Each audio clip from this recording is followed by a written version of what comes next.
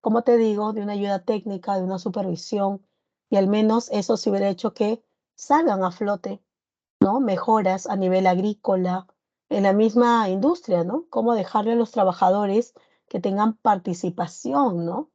Este, y que obviamente traigan consigo ese avance, ¿ves?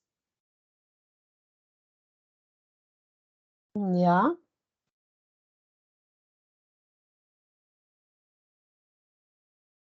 vamos a ver, voy a agradecer porque creo que estaba hablando. Lo que pasa es que estoy haciendo introductorio, ya, pero estaba hablando, creo, y no había iniciado la grabación. ¿Cómo es posible? Ya, muchas gracias.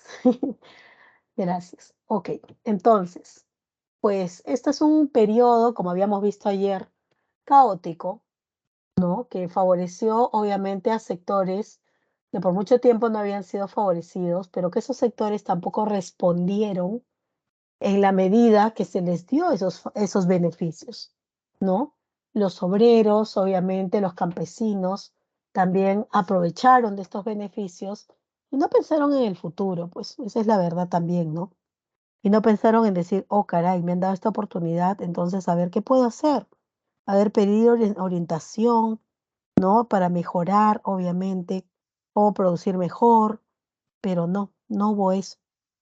Entonces, resultado, como no hubo eso, pues simplemente lo despilfarraron en otras cosas y la oportunidad se perdió. Y el problema es que con esa oportunidad que se perdió, también se hundió la economía más de lo que podía estar. Las empresas no generaban ganancias y para colmo de males, las empresas estaban en nombre del Estado. Así que si el Estado más bien vive de esas empresas para con los impuestos que generan, con la explotación, pero ahora son empresas del mismo Estado. Y lastimosamente hay que ser realistas. El Estado no es un buen administrador, ¿no? El Estado no tiene lastimosamente la capacidad para administrar de manera correcta las empresas. Y eso lo hemos visto en todo el tiempo de la República, no ni siquiera en ese gobierno, ni en los gobiernos que vinieron después, sino también antes. Ya es claro que el gobierno lastimosamente no puede manejar esas empresas. Es obvio eso. Y el resultado es justamente pues que decaigan, ¿no? Y bueno, ahí está el problema, el gran meollo del asunto. Sin ingresos, el Estado peruano comienza a decaer sumado a las deudas que previamente tenía. Súmale a eso los contratos, obviamente, que no se respetaron y que esas empresas le hicieron. Básicamente, pues, juicios al Perú. Y por más que Velasco dijo, yo no voy a pagar nada, claro, tú no vas a pagar nada. El que va a pagar es el Estado peruano. ¿Ves? Porque el Estado peruano es responsable. Ya el presidente va y viene, lastimosamente. Por eso es bueno que los presidentes también, sí es bueno procesarlos, sí es bueno sancionarlos, porque si no pasa por eso y dice, ah, bueno, yo lo hice pensando que era lo mejor, entonces cualquiera podría gobernar y hacer cualquier cosa y los efectos lo pagaríamos nosotros. ¿Ves? Y eso no es justo. Así como una persona cuando la contratan, si hace algo mal y es responsable y recibe una sanción, pues los funcionarios del Estado, como hemos dicho, son eso. Los funcionarios del Estado son trabajadores. Ellos están trabajando, están recibiendo un sueldo. Y se supone que se debería tener gente obviamente capacitada en esos cargos. Pero bueno, no todos entran por un concurso público y se les revisa el currículum. Algunos son votaciones por el pueblo o la población. Y bueno, es la población quien opta y decide, pues, ¿no? Ahí está el caso del presidente y los congresistas, ¿no? Que son, por cierto, los más vapuleados y los más de repente criticados. Pero lo peor de todo es que la crítica va también contra nosotros porque somos quienes los elegimos. Bueno, tras el gobierno de la del gobierno militar, tras el golpe de Estado de Velasco por la manera como estaba llevando a cabo su gobierno, viene el plan Tupac Amaru. Y este plan opta y dice que va a democratizar el Perú, ¿ya? Sin embargo, durante los 2 primeros años, como habíamos mencionado, pues ellos en realidad no hacen nada, no realizan nada, no hacen ninguna modificación. y van a tener que levantarse, ¿no? Los sindicatos y hacer una huelga general para exigirle al Estado. Ahí recién se ponen las pilas, convocan a una asamblea constituyente. Recordemos que las asambleas constituyentes, ahora que se habla tanto de la asamblea constituyente, funciona solo cuando dos motivos, dos situaciones pueden haber. Cuando habiendo Congreso, el Congreso no se da abasto, ¿no? A tiempo para poder hacer, obviamente, una constitución, porque una asamblea constituyente se crea para eso. El fin de una asamblea constituyente es elaborar una constitución, una carta magna. No se crea para otra cosa. Una vez que se crea, cumple la función, se disuelve, así como pasó acá. Acá, por ejemplo, no había Congreso. Por eso es que el señor Francisco, ¿no? Morales Bermúdez dice, bueno, para democratizar el Perú, lo primero que debe haber es una constitución. Entonces, para que no crean que los militares estamos queriendo controlar, obviamente, esta situación, entonces, bueno, que sean los peruanos quienes escojan quienes van a integrar esa asamblea constituyente. Eran 100 integrantes y la mayoría fueron apristas. Estaba ahí en la torre, como te comenté ayer, y fue elegido presidente de la Asamblea Constituyente, no del Perú. Y nada, elabora la Constitución entre el 78 y 79, y listo, una vez que ya está hecho, se redacta y la Asamblea se disuelve. ¿Ves? Entonces, hay dos posibilidades, ¿no? Que en el caso que se cree una Asamblea Constituyente cuando no hay Congreso, ¿ya? Porque cuando hay Congreso, es el Congreso quien tiene la tarea porque es una de sus funciones, si no le estás quitando una de sus funciones principales, en que ellos deben, como es su tarea, poder legislativo, crear, modificar y elaborar leyes. Y entre esas leyes está la Constitución. Entonces, no es lógico convocar a una asamblea constituyente cuando hay un Congreso, a menos, como te digo, que el Congreso no se dé abasto, pues tenga muchas cosas que hacer y entonces ahí sí digan, ok, sí, o vamos a optar por delegar esa opción legislativa a una asamblea constituyente, ¿no? Que tiene la tarea exclusivamente de hacer la Constitución. Entonces, no es legal o no es lógico, según el orden democrático imponer eso, ¿ves? Para que más o menos nos vayamos dando cuenta que mira cómo aquí en el Perú sí ha habido, voy a ver, ¿no es cierto? Se puede ver eso, para que tú te des cuenta que ha habido antes esa situación en el Perú. Ha habido asambleas constituyentes, pero también en un contexto, ¿ves? En un contexto militar donde no había Congreso, también, ¿no? Pero bueno, se convoca elecciones porque eso prometió Francisco García, se postula, se da la Constitución y por si acaso la Constitución se publica en el 80. Por eso algunos dicen, la Constitución de 1980, pero es más conocida como la del año 79. Ahora, esta Constitución, para su tiempo, ya, porque recuerda algo, las leyes responden al contexto en el cual se aplican, ¿ya? ¿Qué significa eso? Significa de que yo no puedo poner una ley de hace 10, 20, 30, 50 años en la actualidad si no responde a la realidad y a las necesidades actuales. ¿Te das cuenta? Entonces, por eso es que se van aboliendo leyes, porque para su tiempo ya cumplen obviamente su finalidad, su función, y como la realidad cambia, tanto económica, política y socialmente, entonces también tienen que cambiar las leyes. Y una constitución, por eso también puede tener modificaciones y muchas veces hasta un cambio, no vamos a decir total, porque va a haber muchos artículos que se repiten, ¿no? Pero puede haber un cambio parcial en las constituciones. ¿Y eso es necesario? Pues sí, porque las sociedades cambian, los objetivos cambian.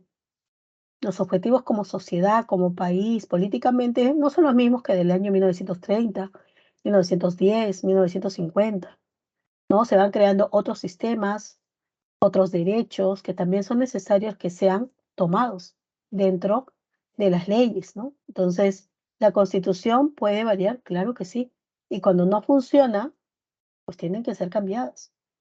La Constitución del año 79 fue obviamente inspirada bajo la idea de la realidad que les tocaba vivir en ese momento. Y fue una constitución que protegía, no solo protegía, ¿no? Totalmente, ¿no? Al trabajador en todos sus ámbitos.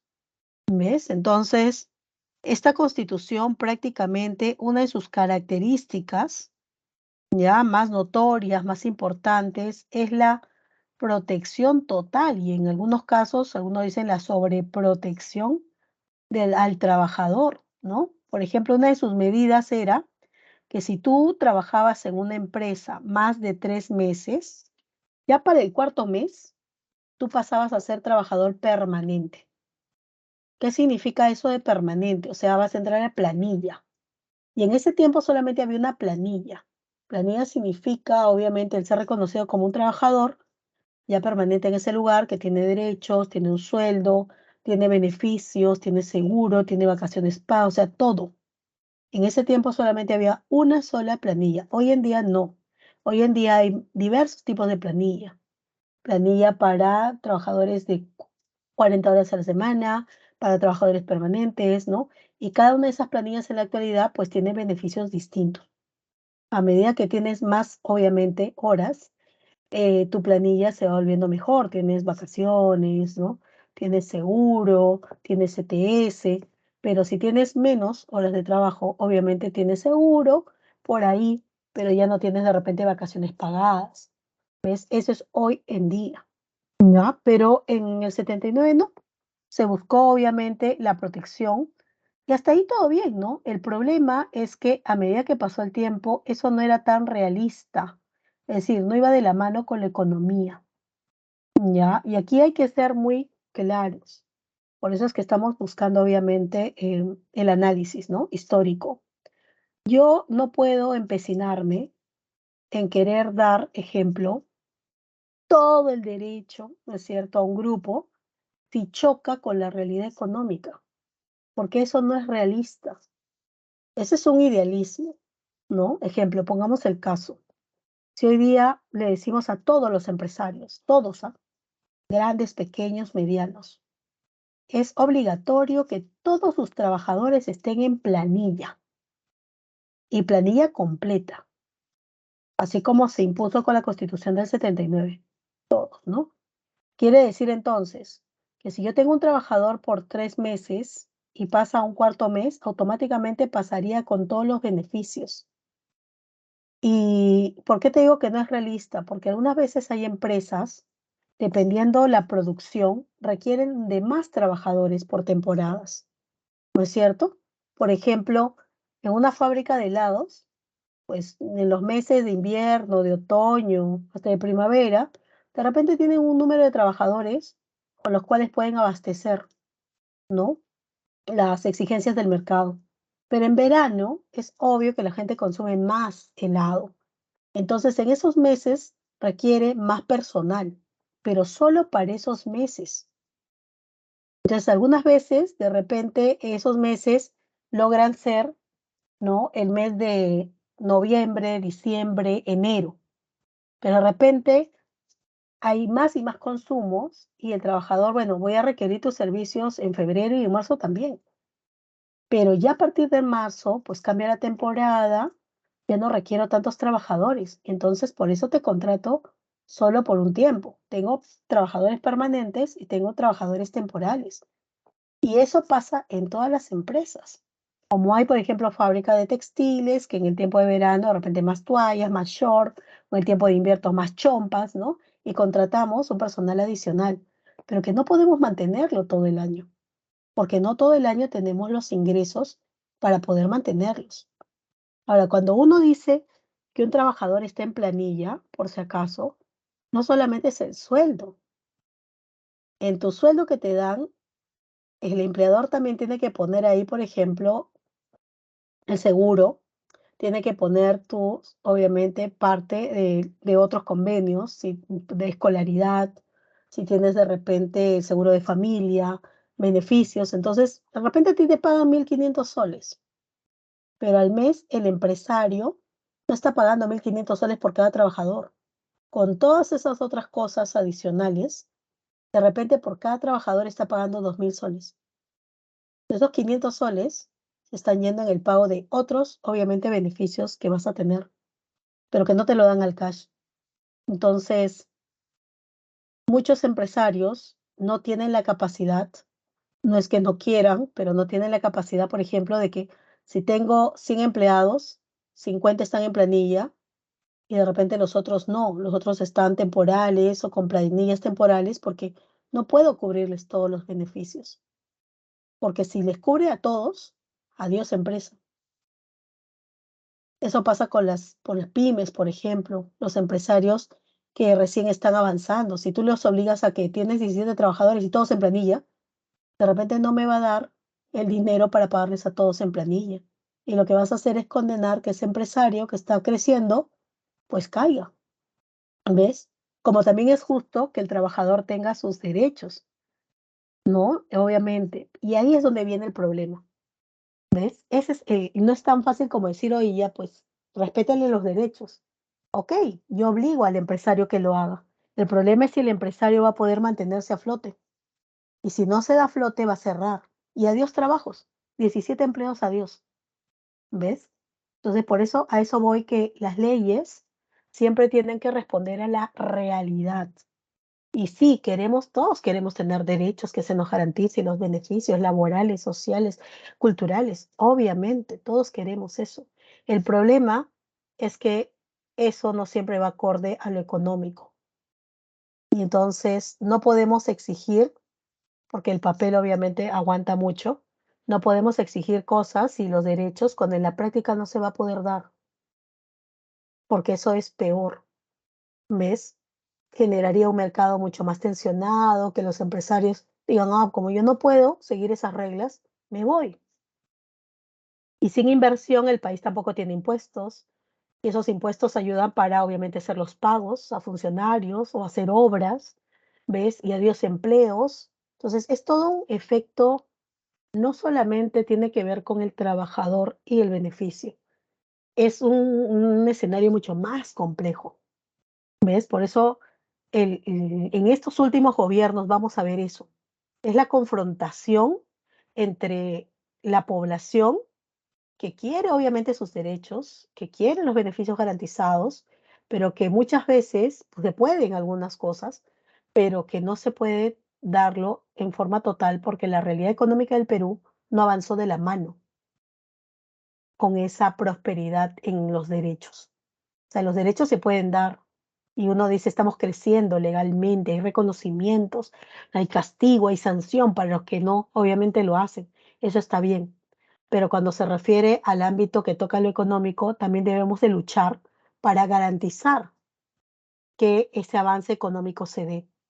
Y ahí está justamente el punto de la Constitución del 79, que para su tiempo protege al trabajador, no en extremo, pero que las fábricas y las empresas de ese momento, especialmente las que no estaban a nombre del Estado, no van a poder, ¿no? Y si quieren obviamente mantenerse, van a tener que vencer las reglas, porque es la Constitución, ¿ves? Pero les va a costar mantenerse ante una situación económica crítica que pasaba el Perú para ese momento también, ¿ves? Por eso es que algunos terminaron abandonando el Perú y retirándose, y comenzó a haber desempleos, y comenzó a haber obviamente carencia también de productos. Y eso lo que hizo fue que la situación comenzara a enturbiarse más. Ahora, con respecto a las empresas del Estado, pues el Estado tiene que cumplir porque es del Estado. Y la mayoría de empresas en el Perú eran estatales, estaban a nombre del Estado. Así que el Estado tenía que cumplir con darte todos los beneficios. La pregunta es, ¿y el Estado de dónde sacaba plata si esas mismas empresas que tenían que generarle dinero no le generaban? Pues entonces el Estado comenzó a tomar dinero de otras áreas del Estado para poder compensar esos pagos. Y ahí es donde va a comenzar un desbalance, ¿no?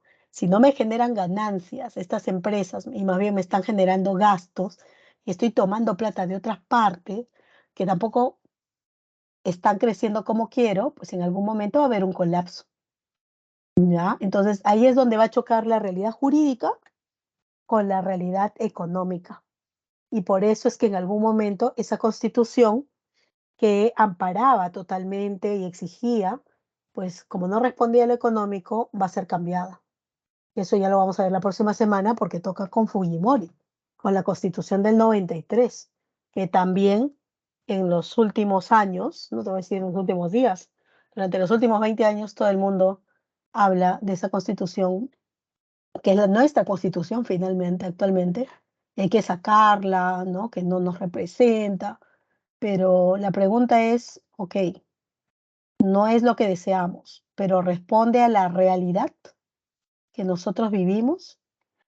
O sea, esa constitución sirve para poder enfrentar la realidad socioeconómica que tenemos, porque al final para eso es. Para eso, a eso también tenemos que buscar que se medie, no solamente que tenga exigencias, ¿no? Eso es importante tener en cuenta hoy en día, que tanto estamos, ¿no? En ese contexto. Pero bueno, al señor, ¿no? Finalmente Belaúnde le va a tocar tomar esa constitución, aprenderla a aplicarla, a desarrollarla, ¿ya? Y con ello, obviamente, avanzar. Lastimosamente, a Belaúnde Terry, más allá de la constitución, que tiene también cosas muy positivas, ¿no es cierto? Aparte de lo laboral, pues le toca enfrentarse a una realidad económica interna caótica, con deudas, ¿no? Con empresas que no generan, pero también a nivel internacional, pues en ese momento, a nivel internacional, se había dado una segunda caída de la bolsa. Entonces, había un periodo de recesión en el mundo, lo cual quiere decir que se mantenían las empresas, había trabajo, pero no había oferta laboral. O sea, nos podíamos estar manteniendo, pero no había para invertir, para generar más empleos. Entonces, cuando Belaúnde asume el gobierno, él intenta aperturar el mercado peruano, porque recordemos que la política velasquista, nacionalista, ya socialista autogestionaria, como le habíamos dicho ayer, pues no dio los efectos y más bien lo que hizo fue espantar al capital extranjero, ¿no? Por los incumplimientos y todo lo demás. Entonces, aquí en el Perú, muchos celebraron el gobierno democrático. Belaúnde es visto como una persona democrática, o sea, una persona que respeta las leyes, las normas, la constitución.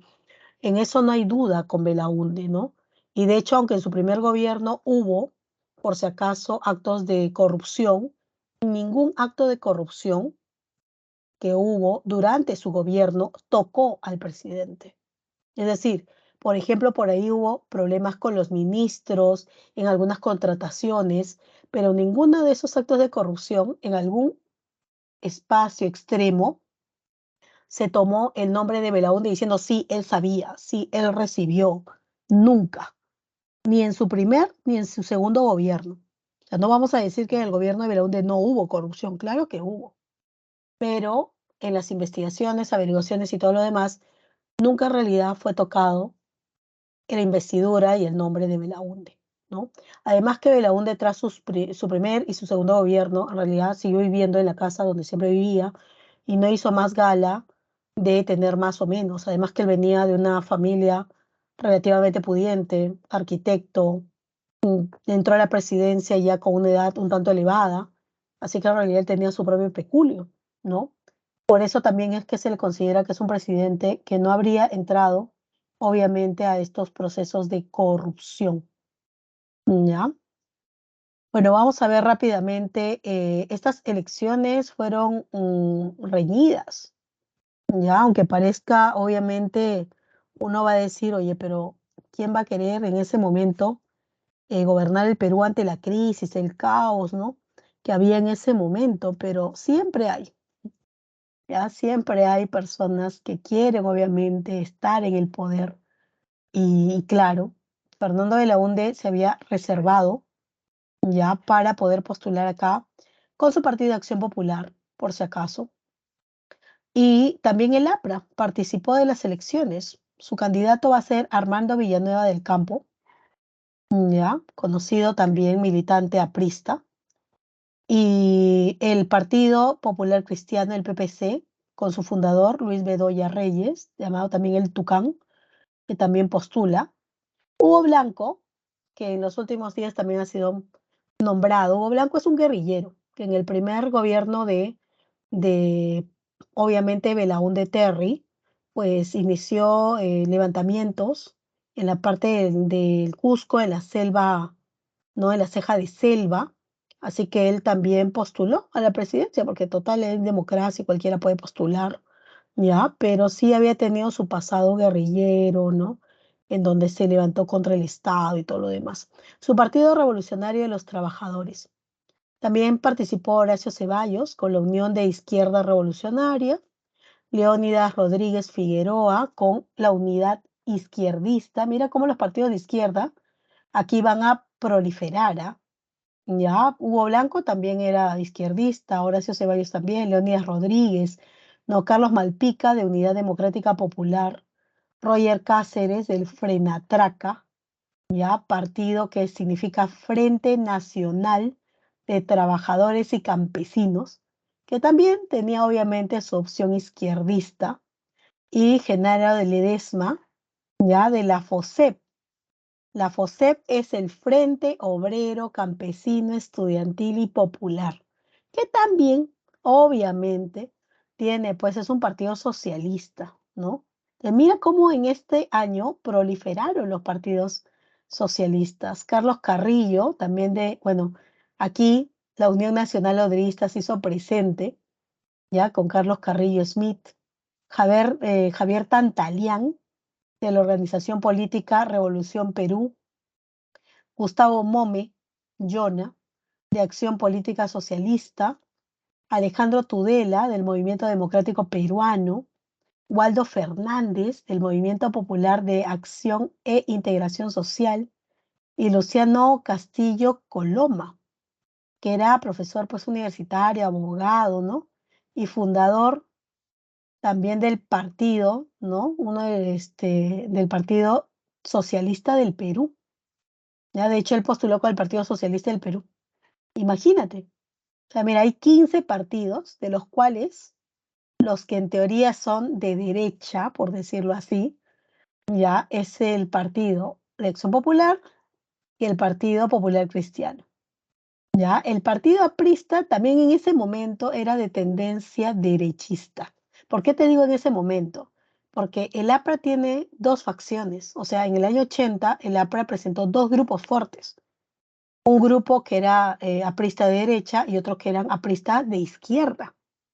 ¿Ves? Entonces, por ejemplo, Alan García era de la facción izquierdista. Por eso su gobierno también va a tener medidas básicamente de izquierda. Tú me dirás, ¿qué? ¿Acaso el APRA no era de derecha? O sea, formalmente y en teoría, el APRA, entre comillas, es un partido de derecha. Y eso, en los primeros años con Valle de la Torre, no, por sus ideas. Más estaba ligado a un izquierdismo, ¿no? Pero en los años 80 el APRA va a tener un conflicto. Va a haber dos grupos fuertes y para el 85, para postular a la presidencia, estos dos grupos fuertes se enfrentan en una votación interna y gana la facción de Alan García, que tiene medidas no de derecha, sino más bien de izquierda.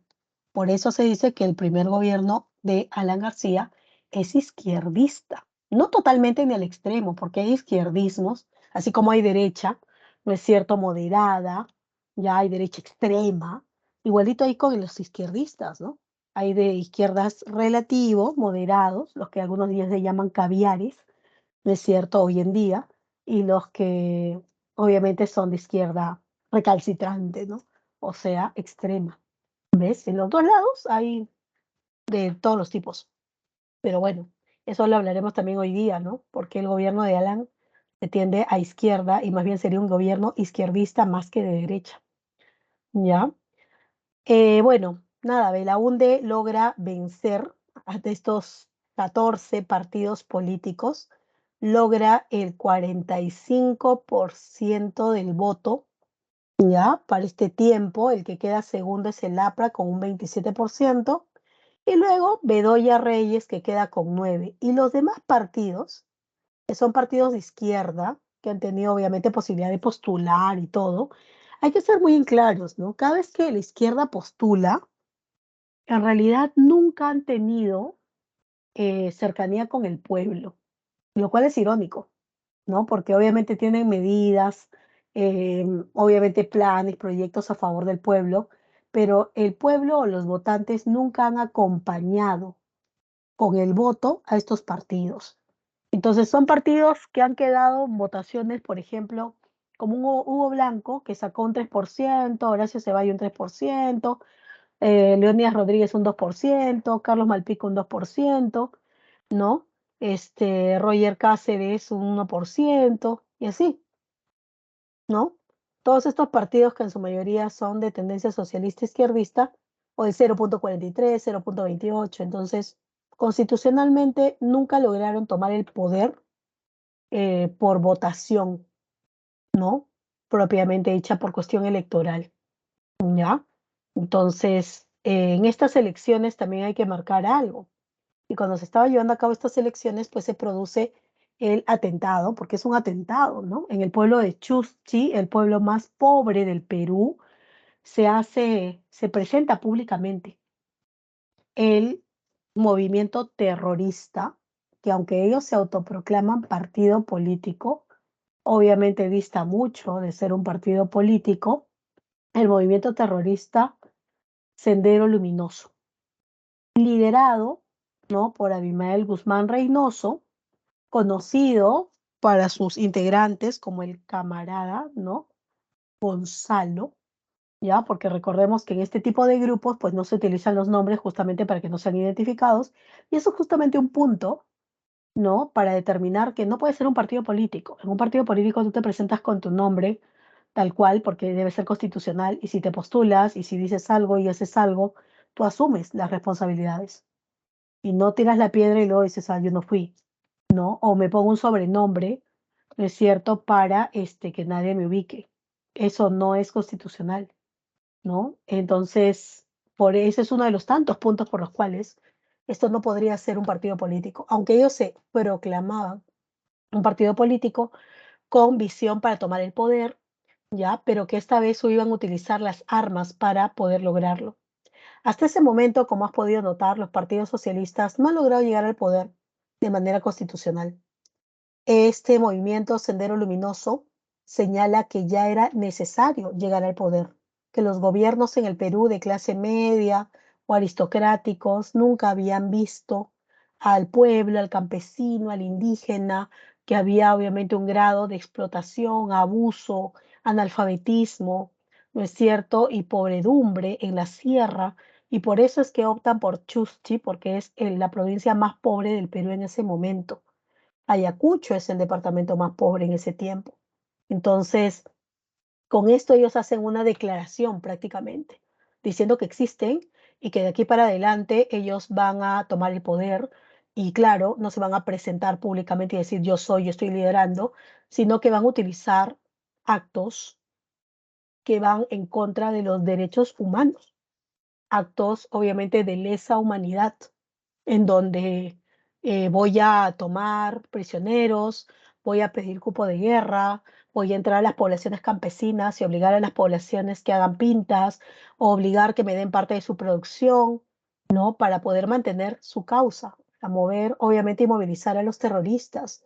También capturar a niños para desde pequeños, obviamente, brindarles la ideología, ¿no? Del Sendero Luminoso para que cuando crezcan, obviamente sean personas que tengan claro esas ideas y que nada los mueva, ¿no? De ello y crean que es la verdad. Captar a mujeres para también violarlas y poder, obviamente, generar con ello, tener más hijos y personas que sean parte de la causa, ¿no? Todos esos actos, Sendero Luminoso comenzó desde ese momento y arrasó principalmente los pueblos de la Sierra Sur entre el año 80 al año 83, Ayacucho, principalmente Arequipa, ¿no? Apurímac, ¿ya? Pero luego, al ver que el Estado en realidad no le prestaba mucha atención, Porque a Belaúnde le dijeron, ¿no? Señor, y miren este acto que ha pasado, han quemado las ánforas, ¿no? Y bueno, Belaúnde en realidad creyó, como en su primer gobierno, que solamente eran guerrilleros. No dijo, ah, son guerrillas, ¿no? Que siempre hacen esto en contra del Estado, pero que lo vamos a poder controlar. ¿Por qué? Porque Belaúnde había podido controlar las guerrillas en su primer gobierno. Entonces él pensó eso. Lastimosamente, el Estado belaundista no tomó con mayor de repente empeño y no se dio cuenta de que este movimiento que se había generado o se había hecho público en los años 80 no eran guerrillas, aunque ellos se autoproclamen guerrilleros, ¿ah? Ya eran personas que iban más allá de eso, transigían los derechos personales, públicos, sociales de las comunidades, maltrataban, violentaban, mataban. Si había un líder de la comunidad que se organizaba con su pueblo para evitar y atacar a los terroristas que llegaban de repente de noche normalmente, pues simple, después entraban en la noche de manera inesperada, sacaban a toda la población, no importando si sean grandes, chicos, a todos a la plaza y públicamente agarraban a los opositores del movimiento de Sendero y los mataban frente a sus familias, frente a sus hijos, frente obviamente a toda la comunidad. Y eso lo hacían para dejarles en claro que si ellos mandaban algo, tenían que hacerlo. Ahora, lo que llamaba la atención, y eso obviamente se da cuenta no solamente el pueblo, sino también el ejército, ¿no? La policía, que en un primer momento fue mandada para, obviamente, contrarrestar estos actos, y obvio después mandaron al ejército. ¿Por qué? Porque la policía no está entrenada para este tipo de actos delincuenciales. No son simples actos delincuenciales. El terrorismo ya supone, obviamente, un mayor estudio, indagar los movimientos. Recordemos que los terroristas no atacan de manera directa.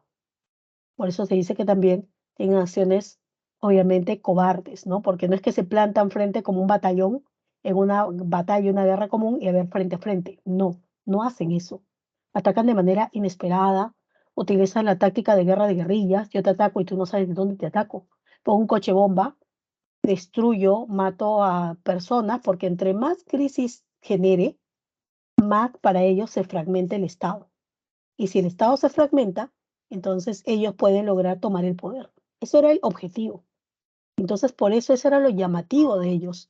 Ellos hablaban de la protección al campesino, al indígena, ¿no? Pero golpeaban a los indígenas, golpeaban a los campesinos cada vez que entraban a sus comunidades, cada vez obviamente que se desordenaban, ¿no? Raptaban, violentaban, ¿no? Entonces, era lo ilógico de su pensamiento. Y claro, ellos se basan en ideologías del socialismo, ¿no? El socialismo, hay una parte que claramente dice, ¿no? Que si queremos llegar al comunismo, que es este periodo, este sistema en donde todos tienen igualdad, ¿no? En donde todos tienen prosperidad y que no hay propiedad privada y que no va a haber diferencias, ¿no? Esta idea de Marx, supuestamente de un Estado igualitario, pues tenían que hacer una revolución, ¿ya? Una revolución armada. Eso significa guerras, eso significa enfrentamientos, eso significa muerte. Hay una característica del pensamiento socialista que es muy claro, que una de las formas de lograr el objetivo ya es generando el caos. Esa es una de sus pautas. O sea, si tú quieres que el movimiento logre tomar el poder, lo que tienes que hacer es generar caos, o sea, enfrentar a grupos dentro del país, generar tensión, ¿no? Problemas, enfrentamientos entre ellos. Eso es la primera, una de las primeras cuestiones que el socialismo propone. ¿Para qué? Para que cuando haya caos, desorden y todo el mundo, el pueblo, no sepa en quién confiar, ¿no es cierto? Y generar, obviamente, así sea verdad o mentira, generar pugnas, problemas, que duden de los grupos, de las personas dentro de una misma sociedad, el pueblo entonces no va a saber a quién. Y eso es una manera mucho más fácil de poder atraerlos y poder tomar el poder, ¿ves? Y si para eso hay que hacer luchas, enfrentamientos bélicos, es decir, utilizando armas, matando, confrontando, pues para el socialismo eso era necesario si querías llegar a un sistema comunista. No, esa es la lucha armada. Y claro, mucha gente dice, sí, pero en esa lucha armada van a morir mucha gente inocente, tanto gente que te sigue como gente que no te sigue. O sea, gente que no te sigue, que lastimosamente haya estado ahí, que para mala suerte muera, pues, en el enfrentamiento, ¿no? Gente de repente relativamente inocente que de repente te creyó en tu idea que eres un partido político, pero que en realidad llevas a cabo actos de terror. O sea, eres un grupo terrorista y que también en el proceso se dan cuenta, o cuando ya se dan cuenta es demasiado tarde, ¿ves? Pero ya estás ahí, porque ya no puedes salir, porque es así. Los movimientos terroristas, una vez que tú entras, ya no sales. Así tú hayas entrado bajo la idea, como ingresaron muchos, ¿ah? Muchas personas, porque le dijeron, nosotros vamos a luchar por ti, que los gobiernos nunca llegan acá, que hemos visto cómo, tú has visto cómo mueren tus hijos de hambre, que no hay desarrollo, que no hay esperanzas. Y claro, mucha gente, obviamente, viendo esa, ¿no? Esa situación, pues lo que va a hacer es generar una esperanza.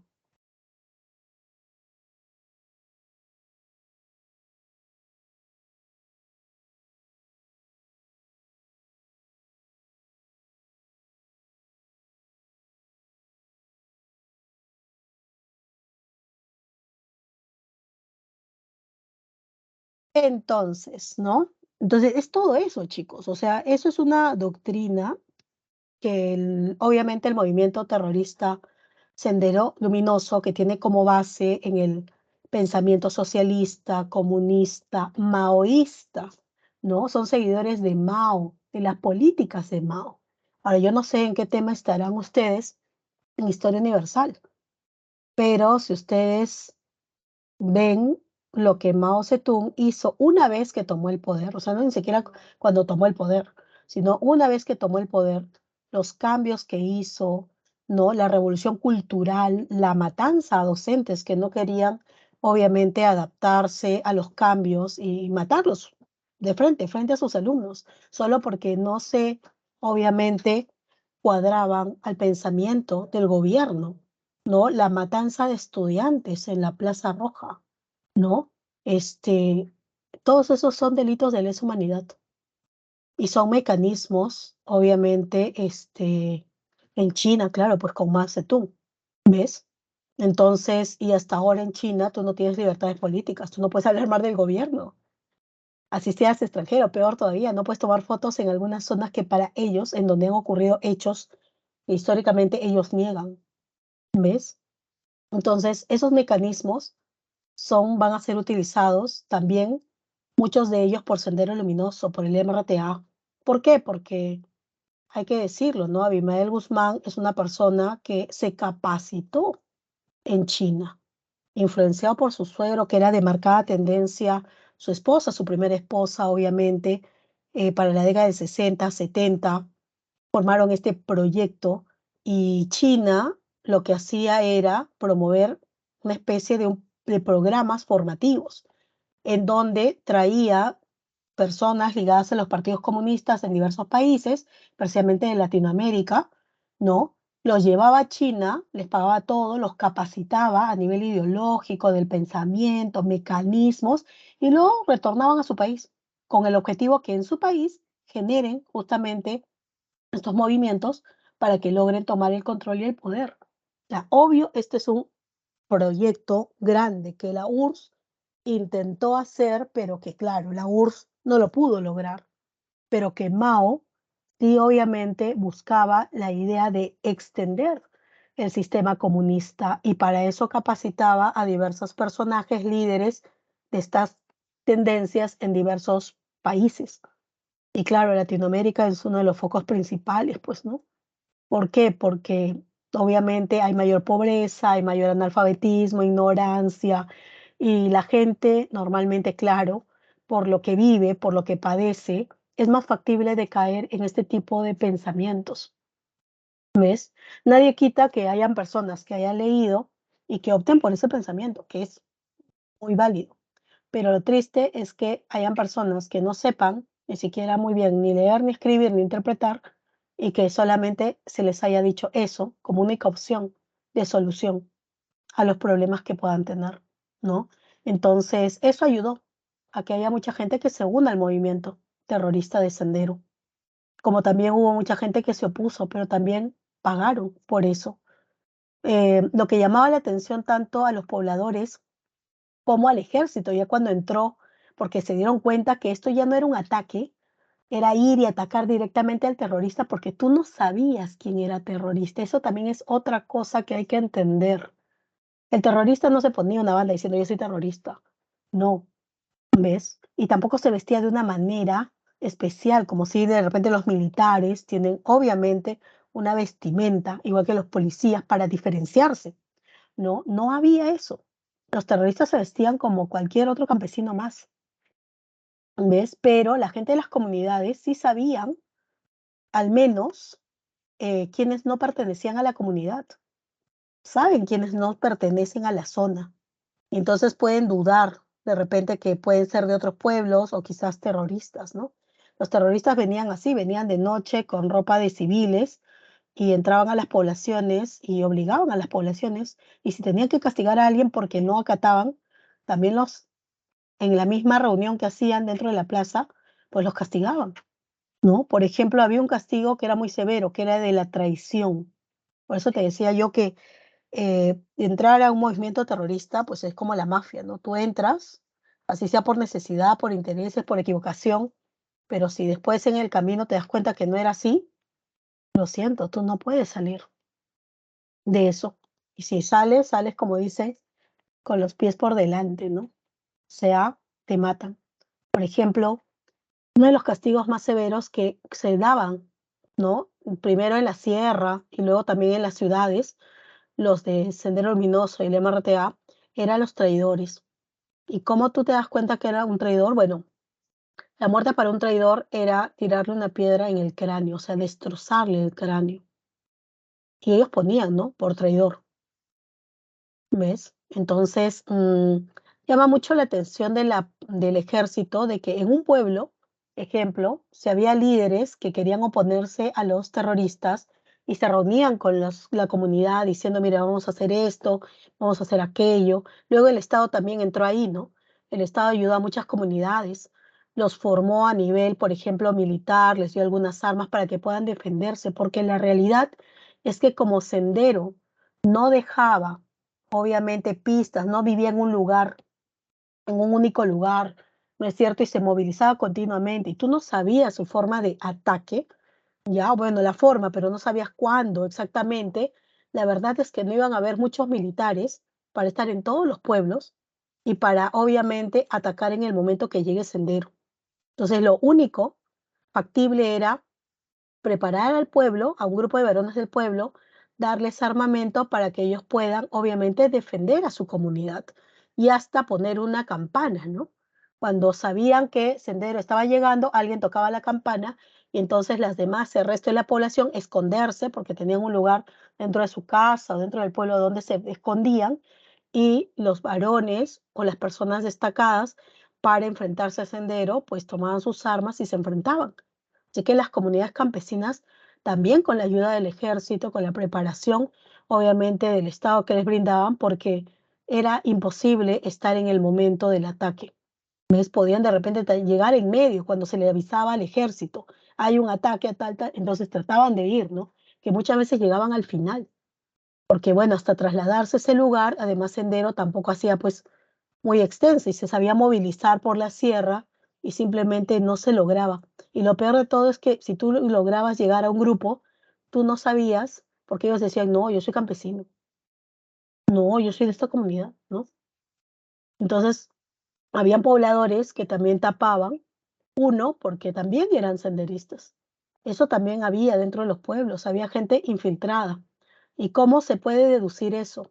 Porque dentro de las comunidades dentro de las comunidades, llamaba la atención que muchos líderes de la comunidad dijeran, ok, vamos a hacer esto en contra de Sendero y tal o cual, y de pronto aparecía Sendero y castigaba a esa persona que había hablado en contra de Sendero.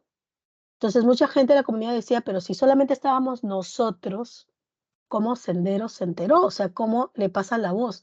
Y ahí es obvio donde se dan cuenta que dentro de las poblaciones también habían personas que estaban a favor de Sendero e informaban de lo que pasaba, informaban de lo que el ejército hacía con el pueblo, de los líderes, obviamente, de las comunidades, ¿no? Entonces informaban de todo esto, ¿ya?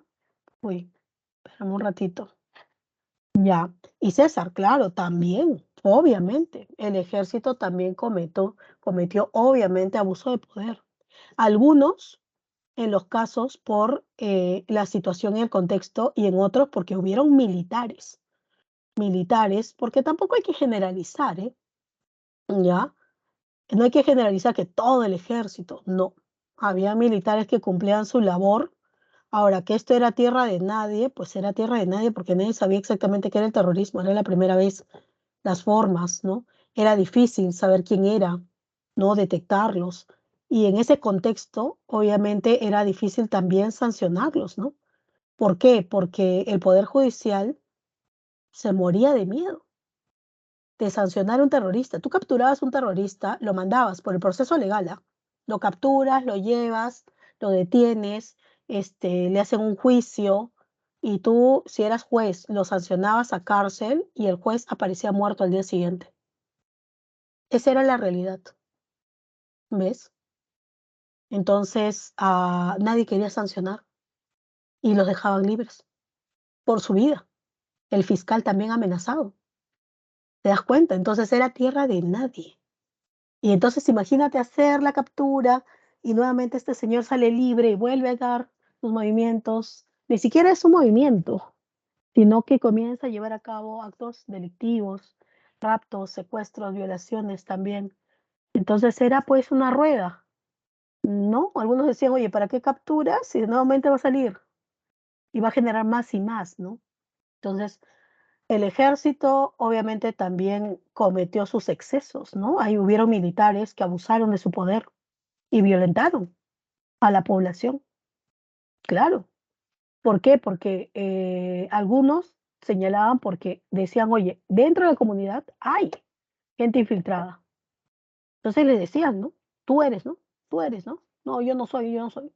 Pero todo el mundo decía que no era, pues. Obvio, el terrorista no va a decir, yo sí soy. No, ¿ves?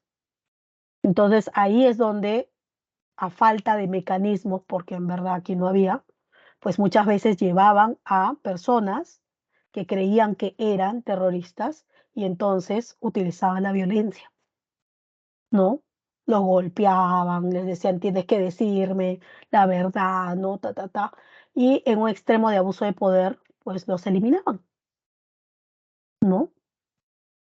Los eliminaban así. Y obviamente botaban sus cuerpos o los quemaban, como también se ha visto en tantos casos, ¿ves?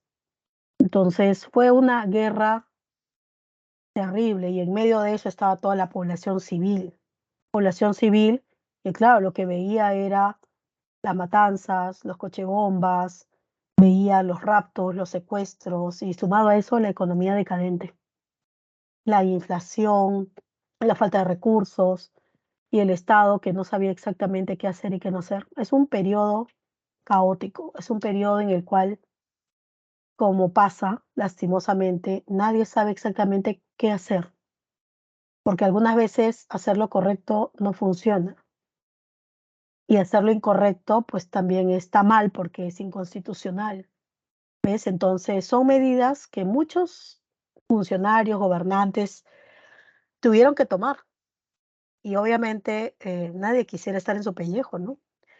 En tomar esas decisiones que algunas veces pueden ser terribles, pero que para muchos era la única opción. Si tú ves los reportajes de los años 80, los años 90, la gente salía.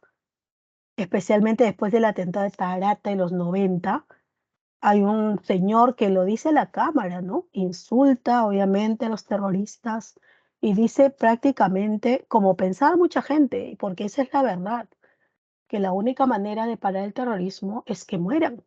¿Por qué? Porque esas personas no cambian. Y a medida que ha ido pasando el tiempo, pues eso es prácticamente la realidad. Muchos sentenciados a terrorismo que ya han salido, hoy en día son los líderes principales de estos movimientos que están haciendo que resurjan estas ideas, ¿no? Terroristas. Entonces, es un peligro constante, ¿no? Y el terrorismo nunca va a ser la modalidad para poder llegar al poder, pues, si no hay adiós constitucionalidad, adiós orden, adiós tantos años que la humanidad ha crecido para ordenarse en base a reglas, para tomar el poder a la fuerza, ¿ves? ¿Te das cuenta? Entonces, estamos volviendo a esos tiempos barbáricos, esos tiempos en donde sí, tomo la carretera, tomo la pista y no me importa, y doy mi vida y ta, ta, ta. Entonces, ¿dónde quedan las leyes, las normas, las reuniones, los acuerdos? No sirve de nada, ¿ves? Entonces, por eso, uno tiene que estar bien claro en lo que cree y en lo que piensa. Bueno, todo ese terrorismo se inició acá, primero en la sierra y luego en la costa. Ya llega a Sendero Luminoso, por si acaso, en el año 84 acá en Lima, que el MRTA aparece también en el 84. Y por cierto, entre Sendero y el MRTA no había, no congeniaban, ya eran opuestos, o sea, tienen ideales parecidos, pero en realidad los dos grupos se repudiaban, ya se confrontaban entre ellos. Eso pasaba mucho en San Marcos en los años 80. En el tiempo de señor Alan García, cuando ya el terrorismo pasa a las universidades, porque es el foco, ¿no? Hay jóvenes, muchos son universidades nacionales, ahí es donde prosperó más el terrorismo. Y tú dirás, ¿por qué? Porque seamos realistas, las universidades nacionales en la década de los 70 y 80 era mayormente población de estratos socioeconómicos bajo y que venía de la sierra, de provincia, que había vivido justamente ese abandono del Estado, la falta de presencia del Estado, muchas veces también la pobreza extrema. Entonces eran personas susceptibles a lo que decía Sendero, ¿no? Sendero y el MRTA entraban, y a los cachimbos especialmente, y les decían, jóvenes, sí, que nosotros somos un partido político. Y te lo digo porque cuando yo entré a San Marcos en el 2001, también siguen habiendo hasta ahora partidos, sí es pseudo partidos, ¿no? Que te dicen la lucha social, el socialismo, y está bien, puede haber partidos socialistas y comunistas, pero que aún ahí está enquistado el pensamiento. ¿Ya? Solo que tienes que ser muy cuco, pues, ¿no? Para darte cuenta. Y el joven universitario siempre quiere participar, ¿no? De expresarse. Y obviamente estos movimientos, especialmente en el 80, captaban a esta gente, que en su mayoría era la población universitaria, gente de la sierra, que había venido golpeada, y le dicen, nuestro partido va a luchar por ti, por tu pueblo, y cuando lleguemos al poder, el campesino va a tener beneficios y va a tener tal cosa.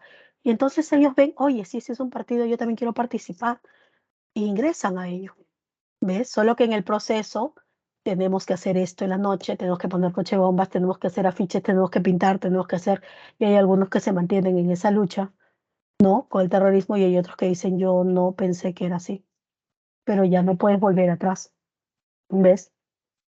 Y claro, cuando ya Sendero se toma las universidades, toma la universidad, pintarrajean los muros, el pensamiento, Gonzalo, y las ideas comunistas, el partido, viva Mao, no vive el leninismo. Entonces no parecía una universidad, parecía ni siquiera un penal, creo, parecía, ¿no? No parecía una casa de estudios. Además que cuando ellos querían, podían entrar a las aulas y sacar a los alumnos y al profesor y llevarlos a la planta, ¿no? Principal, eso era en los 80, ¿ves? Entonces tú no hacías tu carrera. Por eso es que muchos que ingresaron en el año 80 en San Marcos, en los 80, no podían terminar su carrera. Algunos porque no había clases, porque Sendero entraba, el MRT hablaba y se metía y hablaba, y el movimiento feminista, maoísta, y si tú no tenías opción de pararte, porque si tú te parabas y te ibas, adiós, así de simple. Entraban también, obviamente, a los comedores donde tú estabas comiendo para luego ir a tu clase y se paraban en una mesa y comenzaban a hablar. El movimiento maoísta, maratista, que esto, que el otro, igualito, tenías que quedarte hasta que termine. Y si eran 2 horas, te quedabas ahí 2 horas, ¿ves? Y ellos también decían, tú sabes hacer esto, ¿no? Porque averiguaban, y me vas a hacer tal cosa porque para la causa necesitas tal cosa. Y ni siquiera se salvó la Escuela de Bellas Artes. Ahí también entró el terrorismo. Y a muchos alumnos los obligaron a hacer pancartas. Así ellos no fueran terroristas. ni estuvieran a favor, pero los obligaban y tú no te podías negar. En la uni también pasó lo mismo. Habían grupos y se sabía quiénes eran dentro de ellos, ¿ves? Pero anda a ver tú si estás luchando por mantenerte en la universidad y que se suspende la clase y que hay apagón. Y lo peor es que el MRTA y Sendero Luminoso se enfrentaban en la universidad entre ellos, ¿ves? Entre ellos se enfrentaban. Por ejemplo, en San Marcos nos contaban, bueno, mi profesor en ese tiempo que era estudiante, que en las viviendas universitarias, los terroristas habían puesto el nombre, pues, ¿no? De líderes. Por ejemplo, las viviendas, este lado Tupac Amaru, el otro José Carlos Mariátegui, y uno era emeratista y los otros eran de Sendero. Y habían estudiantes que no eran de ninguno de los dos, pero les habían dado habitaciones ahí. Entonces, mi profesor que venía de la sierra le habían dado habitación ahí. Y algunas veces él llegaba y comenzaban los tiroteos entre el MRTA y Sendero Luminoso. Y tú tenías que meterte a tu cuarto y no salir, porque si no, adiós, te podía llegar, obviamente, este, cualquier tiro, ¿no? Y muchos por eso abandonaron la carrera. Por eso se le llama a esa generación de los 80 una generación reventada. Tampoco podía salir a las calles, como ahorita tú de repente, entre comillas, también puedes salir porque hay delincuencia, ¿no? Pero la delincuencia de hoy no se compara a la delincuencia del terrorismo. Los terroristas buscaban un lugar público, los cines, los centros comerciales, y ponían el coche bomba y no les importaba quién muriera, con tal que murieran más personas y así el Estado se desconcierte y no sepa qué hacer y la gente supuestamente se dé cuenta que es un gobierno ineficiente y así ellos puedan tomar el poder. Ese era el objetivo, generar caos, generar desorden, ¿no? Generar dudas en el gobierno, especialmente, que no tiene la capacidad, que no tiene esto, bombardearlos, ¿no? Para que la gente al final diga, ya, sí, ustedes sí tienen fuerza, entonces ustedes, nosotros sí podemos y vamos a hacer tal cosa, y apoyen esa causa, ¿ves? Intentaron hacerlo en el 80 y casi lo logran. Era la verdad, había cochebobas por todas partes, y tú si eres un chico de 14, 15 años, peor, 19, 20 años, no tuviste una vida en ese tiempo. Tu juventud de los 19 hasta los 29 se fue porque no había ni discotecas, ni parques públicos, ni tampoco ir a comprar, ni salir con tus amigos. Salías en tu casa, alrededor nada más. Fuera de eso no salías, porque no era seguro. Sumado a eso la hiperinflación, ¿no? Entonces, a los que les tocó la universidad en ese tiempo, muchas veces abandonaron porque no pudieron mantenerse, no pudieron quedarse y tuvieron que trabajar por la crisis económica. Y bueno, después de trabajar, tuvieron hijos y ya muy difícilmente pasaban a volver a la universidad, ¿ves? Yo, por ejemplo, cuando entré a San Marcos a Derecho, cuando entré a mi aula, que eran como bueno, en mi generación entraron como 356 alumnos, y bueno, había un aula repleta de 100 alumnos casi, para introducción al derecho, que por cierto, Aníbal Torres fue mi profesor mi introducción al derecho, pero él ahí como profesor no hablaba nada de política, nada de política. Él hablaba de la ley, que había que respetarla y que como él enseñaba el curso básico inicial, ¿ya? Este, pues él hablaba de que el respeto a las leyes era la base de un sistema ordenado. Por eso es que cuando yo lo he escuchado al último, como que me sorprendió en muchas cosas. Pero bueno, una cosa es como docente y otra cosa es cuando ya llega el poder político, ¿no? Las personas pueden cambiar abismalmente. Y bueno, él, por ejemplo, estuvo en el tiempo de los 80 y sí, era una persona de izquierda. Y cuando Fujimori entró en los años 90 para sacar el terrorismo y entró el ejército y entonces hicieron cambios, hubieron profesores que fueron sacados. ¿Por qué? Porque ellos marcadamente decían, no, yo estoy a favor de Sendero. O sea, yo creo, por ejemplo, en historia había un profesor, muy buen profesor, de teoría económica virreinal. El mejor libro sobre economía virreinal lo ha hecho él, sus estudios, su análisis. Y él abiertamente decía a sus alumnos, yo creo en el camarada Gonzalo, así, porque habían profesores en ese tiempo que abiertamente en los 80 decían que estaban a favor. Pero cuando entró Fujimori, muchos que decían, oye, sí, estoy a favor o que favorecían de una otra manera, calladito. Y se mantuvieron. en los 90 y siguieron enseñando, ¿ves? Uno de ellos fue Aníbal. Por ejemplo, por eso es que ahora le sacan mucho de que sí, te sometiste a Fujimori, que eso, que lo otro, que fue una forma, ¿no? Hubieron otros que decían, bueno, yo soy comunista, ser comunista no tiene nada de malo. En los 80 sí se asociaba el comunismo con el terrorismo, ¿no? Que tampoco es esa. Una persona puede ser comunista, puede ser socialista, pero no necesariamente es terrorista. Eso ya es el extremo, ¿no? ¿Ya? Entonces, hoy en día, claro, uno puede ser socialista, comunista y tener sus ideas. Y obviamente, en base a esas ideas, querer mejorar la economía, la sociedad, que también es válido porque es una forma de pensamiento, ¿ves? Pero los extremos son lo dañino. Igual pasa con la derecha, ¿no? La derecha también puede tener ideas, formas, lo que quieras, pero cuando ya es en extremo, ejemplo tipo gobiernos totalitarios como el nazismo, el fascismo, que es el extremo de la derecha, son negativos, ¿ves? El islamismo es un tipo, es que el islamismo, no todo el islamismo fundamentalista, que es el extremo, utiliza mecanismos de terror. Entonces, por eso es terrorista, pero no el islamismo. Sí, pues ahora, después de las Torres Gemelas, mucha gente decía, ah, los islámicos, todos son terroristas. Es lo mismo que pasaba acá en los 80, todo comunista es terrorista, ¿no? Y no era necesariamente así, ¿ves? Entonces, pasa lo mismo ahora.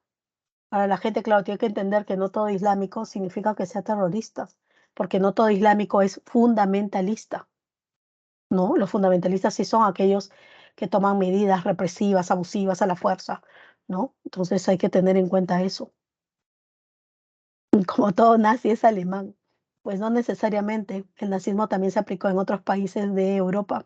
Y el nazismo es un pensamiento, claro, es la extrema derecha, ¿no? Pero derecha recalcitrante. Los extremos son los enemigos de la sociedad. Y cuando caemos en eso, y lo peor es que buscamos fundamentar con cosas o hechos que pasan en la realidad y lo hacemos ver como verdades, eso se llama falacias, ¿no? Cuando hago ver que algo incorrecto es correcto, entre comillas, y para sustentarlo utilizo un hecho que está ocurriendo ahora, ya para favorecer mi pensamiento, pues mucha gente cae por eso.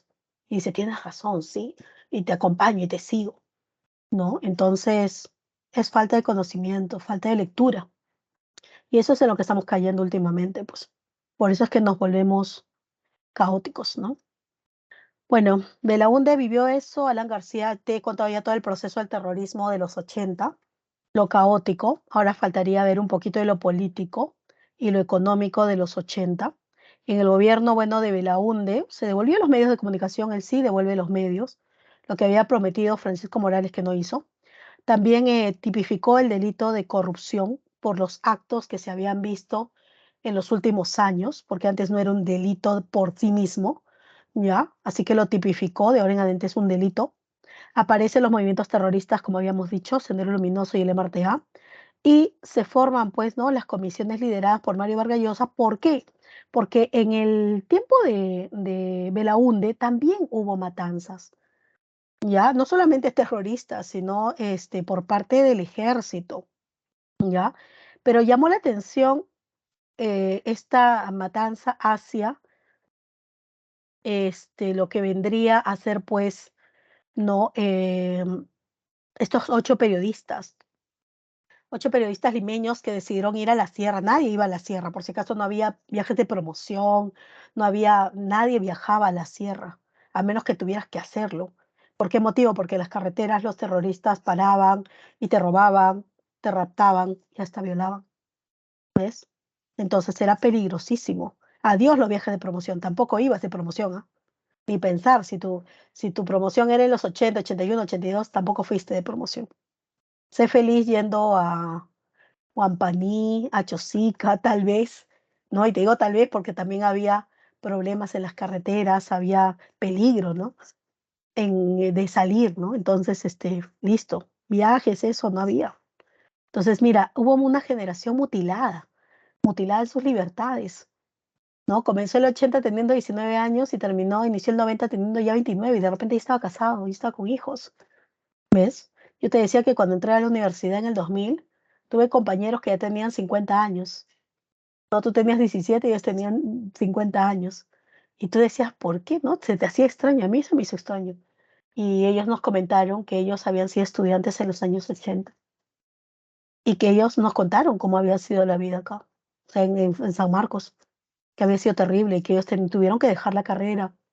Además que la crisis económica, ¿no? Peor con Alan García y su política heterodoxa, o sea, mientras que Belaúnde más bien se pegó a la política liberal ortodoxa, o sea, la política económica internacional norteamericana, occidental, capitalista, para aperturar el mercado y que vengan inversionistas.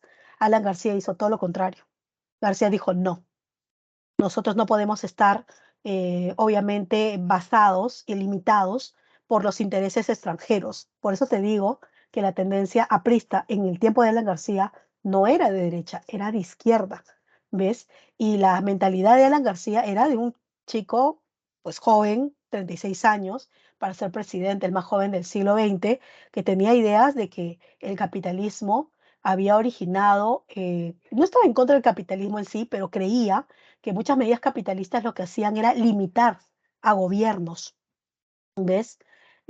No, el izquierdismo ortodoxo es el que sigue tal cual las reglas. Ortodoxo significa que sigue tal cual las reglas de ese pensamiento, así, al pie de la letra. Eso es lo que hizo Belaúnde, pero con el capitalismo. Por eso siguió el sistema que predominaba en ese tiempo, que era el capitalismo liberal. Y entonces Belaúnde trató de hablar, habló con los países. Estados Unidos le dijo, mira, tienes que seguir 10 reglas si quieres que invirtamos, que haya, obviamente, que te creamos, que eres un país económicamente liberal, que no vas a hacer nada en contra de los inversionistas. Todo eso porque, claro, habíamos vivido el tiempo de Velasco y Velasco nos dejó mal porque, bueno, no respetó también las reglas, ¿no? Internacionales. A eso es a lo que yo voy, ¿no? De repente Velasco tenía muy buenas intenciones y sí, para muchas cosas está bien que sea el peruano que tenga el control de sus medios de producción, pero tú no puedes decir, hacer eso y decir, bueno, yo creo eso y adiós contratos y me vale poco, ¿no es cierto? Si tú invertiste o no, porque entonces estás creando un sistema que favorece a tu gente, pero rompiendo reglas. Entonces es como que quieres implementar un sistema constitucional utilizando mecanismos inconstitucionales, ¿ves? Entonces no es pues. Si yo quiero hacer de manera ordenada algo, entonces lo que hago es renegociar, ¿no? Y si no se puede, entonces esperar que termine y en los próximos hacer leyes para evitar que los futuros gobiernos hagan contratos que no sean beneficiosos para la población.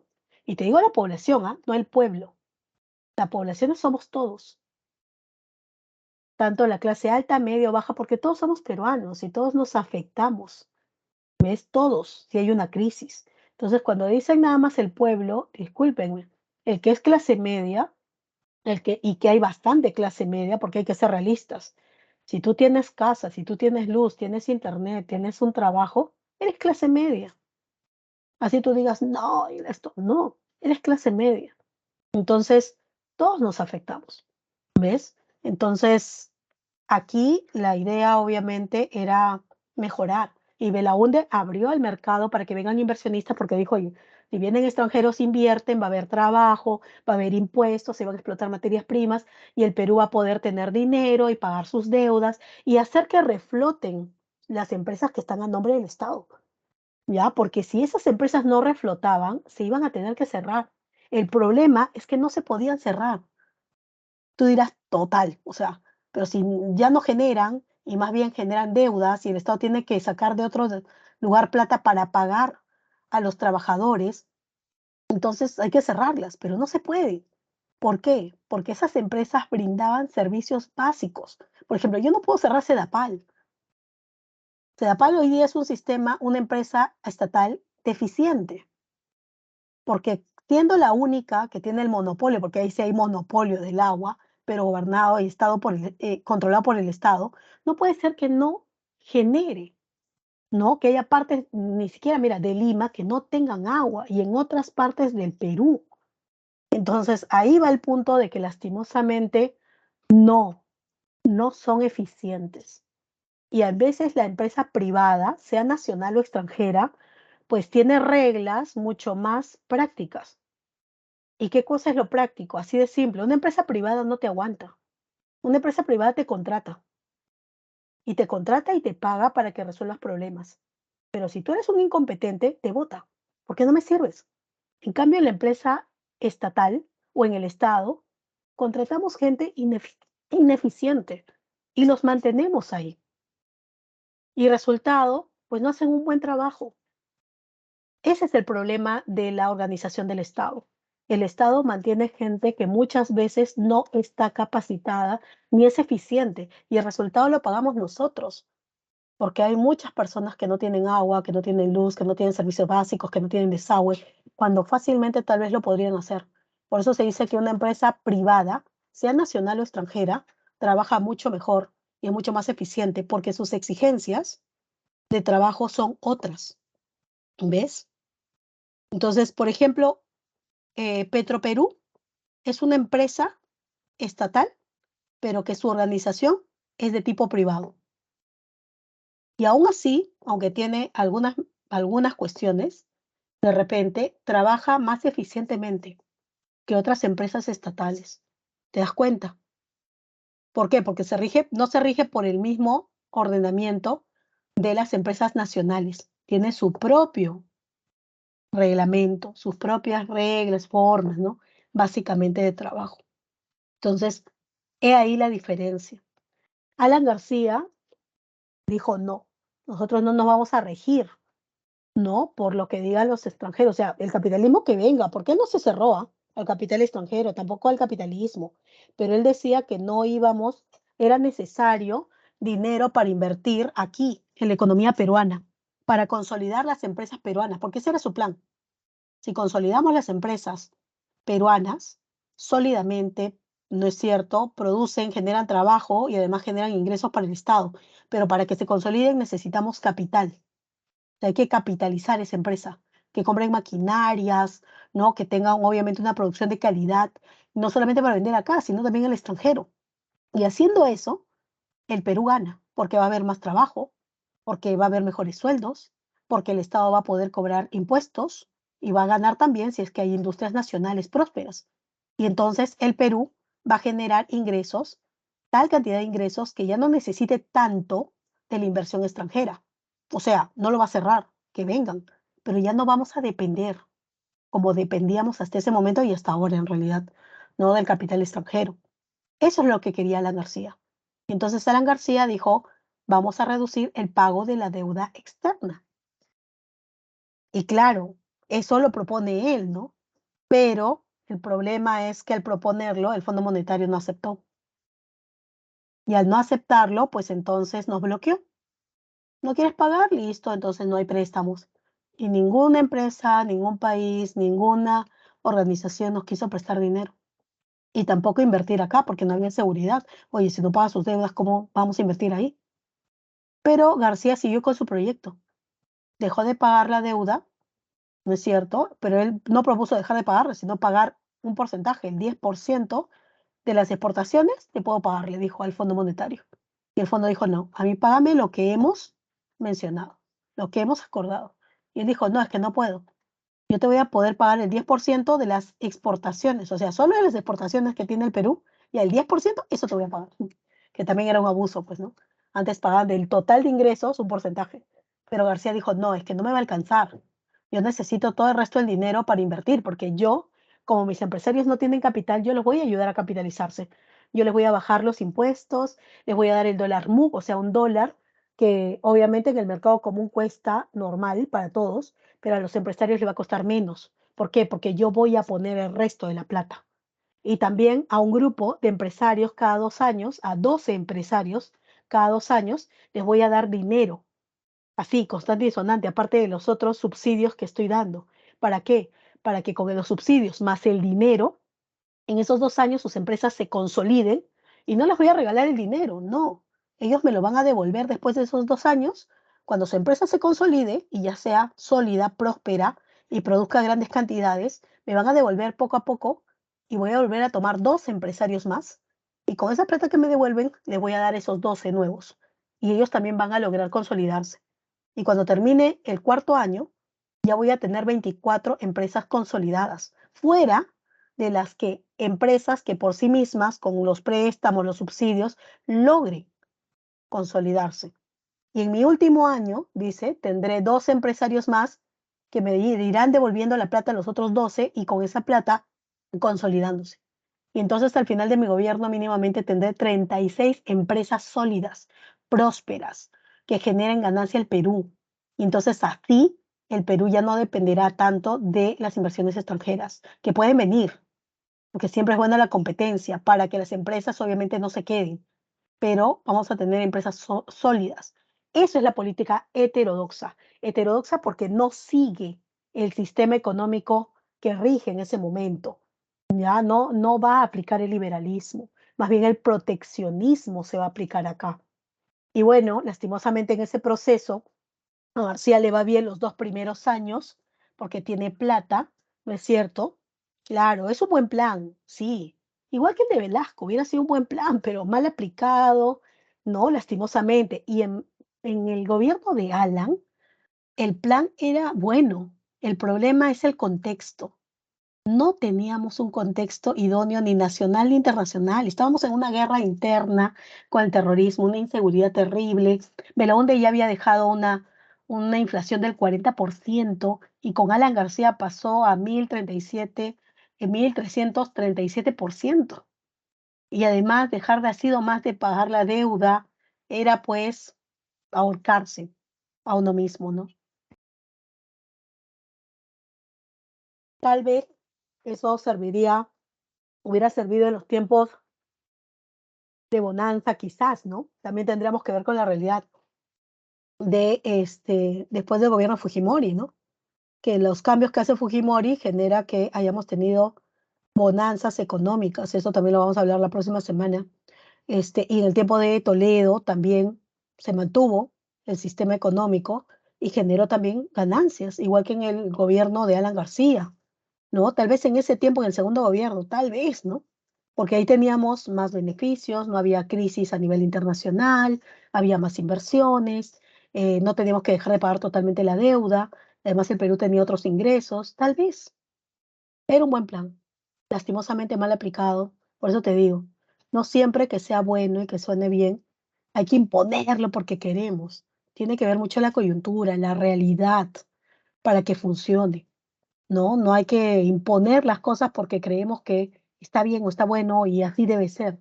Porque algunas veces lo bueno, así como pasa con este plan, que parece bueno en teoría, en la práctica, debido al contexto, no resulta. Y Alan García nos condenó, nos aisló económicamente. No había casi nada de inversiones, así que la plata daba vueltas. Lo peor de todo es que su proyecto no dio frutos. La mayoría de los empresarios, los 12 empresarios llamados los 12 apóstoles, lo que hicieron fue llevarse la plata, lo llevaron a bancos del Gran Caimán y no lo invirtieron en sus empresas. Así que no retornaron la plata. Los 2 primeros años, algo de plata tenía el Perú y eso lo invirtió en el proyecto. Año 85 al 87. Pero en el 87 al 90 fue el periodo caótico, fue el periodo crítico, en donde casi no había plata. Por eso es que él intentó, ¿qué cosa? Estatizar la banca. O sea, bancos privados y comerciales que tenían plata de peruanos, quiso ponerlo a nombre del Estado y tomar ese dinero y seguir aplicando su proyecto, porque él dijo, no, aquí lo que falta es dinero, invertir más, hay que seguir para que dé frutos, ¿no? Y ahí está el movimiento Libertad, liderado por Mario Vargas Llosa, en donde dice que no, se opone. ¿Cómo es posible que vas a tomar plata de gente que no es tuya? Y eso evitó, ¿no es cierto?, de que el gobierno aprista lo siga haciendo. Y ahí te das cuenta de algo. Te das cuenta que el gobierno aprista no era Alan. Porque si hubiera sido Alan, Alan poco le hubiera interesado el movimiento de libertad y hubiera dicho, tomen la banca, ¿no? Pero no. Ahí te das cuenta que dentro del gobierno hubo gente que ok, le dijo, sí, tiene razón, no podemos tomar porque ahí iríamos en contra de derechos constitucionales y Alan tuvo que entender eso.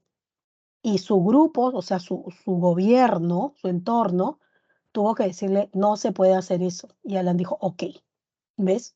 Ahí también te das cuenta que no ha sido tampoco un gobierno en donde era básicamente autárquico, en donde lideraba una sola persona, sino que era un gobierno, un grupo de personas que gobernaba y que la cara era Alan García, ¿no? Entonces, tampoco vamos a decir que Alan lo manipulaba, porque él también tenía sus ideas. Por eso llevó a gente que tuviera sus ideas al gobierno, ¿no? Pero también esa gente le decía, oye, te estás equivocando acá, ¿no? Pero bueno, Alan siguió, ahí está también la maquinita, no hay dinero, comenzamos a fabricar dinero, como si eso solucionara. Es como que hoy día el gobierno nos dé plata, la moneda de 200 soles a todo el mundo, y eso es como el monopolio, ¿no? Te voy a dar plata y bueno, sirve, llenas al país de dinero, de billetes, pero ese billete no tiene respaldo en la realidad. Es como que saques tu billete de monopolio, estás jugando y te vayas a la tienda y quieras comprar, porque ese papelito no está respaldado por nada. Por eso el de la tienda te va a decir, ajá, qué gracioso. No te puedo vender nada con esto. Lo mismo era el billete del Perú. Cuando tú querías sacarlo y cambiarlo por moneda extranjera, no te lo cambiaban porque decían que no vale nada si no tiene respaldo. ¿Ves? No tiene apoyo de nada. Y es que ya todo había sido gastado. Y aún así nos llenamos de esos billetes y pasamos a ser millonarios, miles de millones de millones. Y claro, de nada servía tener plata porque al día siguiente las cosas subían. El producto subía 2% cada día y al mes subía 70% cada producto. Imagínate en 5 años cuánto subió cada producto. Súmale a eso que no había la cantidad necesaria de productos para la gente y el consumo. O sea, había más demanda que oferta, para que me entiendas en cuestiones económicas. Por eso es que comenzaron a haber colas y colas. Tenía plata y hoy día me alcanzaba para el desayuno, el almuerzo y la cena, y mañana esta misma cantidad solo me alcanzaba para el desayuno. Y después ya no me alcanzaba ni siquiera para el desayuno. ¿Te das cuenta? Es una época negra y terrible económicamente. Por eso las personas que vivieron en el 80, conscientes, o sea, mayores de edad, mis respetos. Por ejemplo, ¿no? Yo nací en el 82 y yo no me acuerdo, me acuerdo cuando era niña y me acuerdo que había apagón, sí me acuerdo, pero no lo sentía. O sea, no sentía eso de, sí veía también en los medios de comunicación los cochebombas porque pasaban. Los canales pasaban, ¿no? Los cochebombas destruidos, la gente despedazada. Y tú veías eso, pero eras niño y entonces también ayudaba mucho que los papás no te hicieran sentir eso, ¿no? Mis papás no eran de una posición pudiente totalmente, pero nunca me hicieron, y también tuvieron sus necesidades. Además, nosotros éramos 5, imagínate, 5 hijos en colegio, y en ese momento, pero nunca nos faltó nada básico, básico, ¿ves? Entonces, la alimentación, por ejemplo, la comida, que tampoco eran grandes cosas. En ese tiempo, la carne tú no podías comer, era costosísima, la carne. Lo más barato era pescado. Y la gente compraba pescado y atún era baratísimo, no es como ahora, que cuesta 5 o 6 soles, como casi un kilo de pollo, ¿ves? Pero era el alimento más rico, eso era lo bueno, el pescado. Las verduras, las frutas eran caras, ¿ves? Pero lo básico, la leche, no pensabas por la leche de vaca, eso era carísimo. No, no, para eso está tu leche en sí, tu leche en polvo. Agarras tu agua caliente, echas tus 2 cucharadas de leche, ahí está en polvo y listo, ahí está tu leche. Así como anchor, así todos tus, ¿no? Así nomás. Y habían galletas y el pan era caro, la harina, por eso casi no comías pan, pero habían galletas de agua que la gente compraba, ¿ves? Y solo la gente que tenía plata, mucha plata, iba a los centros comerciales. Como en ese tiempo había Metro, que no es el mismo Metro de ahora. Antes también había otra tienda igual parecida que se llamaba Metro. También había otra que se llamaba Oeshile, que no es la misma de ahora, pero que vendía igual que Metro, alimentos. Y también había otra que se llamaba Escala Gigante. Entonces ahí tú comprabas carne, pero claro, era para la gente que tenía mucho dinero. Pero si tú comías pollo, tú comías por ahí un día carne, un día chancho, siéntete dichoso porque no el común de la gente comía eso, ¿ves? Y aún así, y el Estado comenzó a dar el vaso de leche, porque había mucha gente que no tenía para dar de alimentar a sus hijos. Entonces también iban al colegio y las madres se organizaban y obviamente se turnaban para hacer, y el Estado mandaba la leche y mandaba el pan. Entonces antes de salir a tu primer recreo, tú tenías que llevar tu tacita y te servían, entraba la madre de familias y te servían y tú te estás sentadito ahí, te dan tu pancito para que comas y luego salías a corretear, ¿no? A jugar. Así era, ¿ves? Entonces, aquellos que sí tuvieron la conciencia de tener 18, 19 años, los que tenían familia y aún así la sacaron adelante, pues fue un periodo negro. Tú no sabías si ibas a volver o no. Esa era la realidad. Tú no sabías si justo cuando estabas pasando por ahí iba a haber un coche bomba. Así que si tienen familia que vivió en el 80 y está viva, pues quiérela, abrázala, porque aún así salían con todo el miedo y el temor, ¿no? Pero tenían que salir porque tenían que dar de comer, tenían que trabajar, tenían que sacar adelante a su familia y había desempleo y tenían que buscar la manera de vender cosas, de sacar, ¿no? Ante una sociedad insegura, ¿ves? Entonces es un periodo caótico, caótico, terrible, que cuando uno lo cuenta parece lejano, pero algunas veces el Perú parece que eso no lo tiene tan lejano. O sea, no parece que eso no va a volver a pasar. Todo lo contrario. Algunas veces parece que puede volver a pasar por las cosas que ocurren, por líderes o personas que buscan, en vez de pacificar o tratar de llegar a un acuerdo o ser más conscientes, tratan de generar más caos. Y también la población, que hasta ahora no aprendemos. Y digo no aprendemos porque no necesariamente yo lo hago, pero somos peruanos y estamos en un mismo paquete, lastimosamente. No aprendemos a darnos cuenta que lo que nos va a sacar de esto es leer, informarnos, estudiar, tener nuestras posiciones, pero estar claro por qué lo hacemos y no tener tendencias porque otras personas de repente lo dicen y no saber exactamente por qué.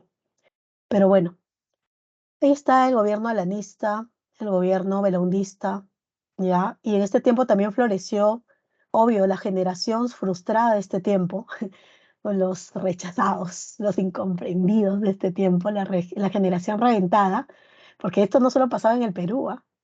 En Chile también pasaba por Pinochet, gobierno represivo, desapariciones forzosas, a estudiantes que marchaban por libertades, ¿no es cierto? Igual pasó en Argentina con Vilela, ¿no? Este militar que entró golpista y eliminó también a jóvenes, ¿no? O sea, era una ola que ocurría en Latinoamérica. Esa historia también es bacán, que si tuviéramos tiempo de hacer una historia comparada sería genial.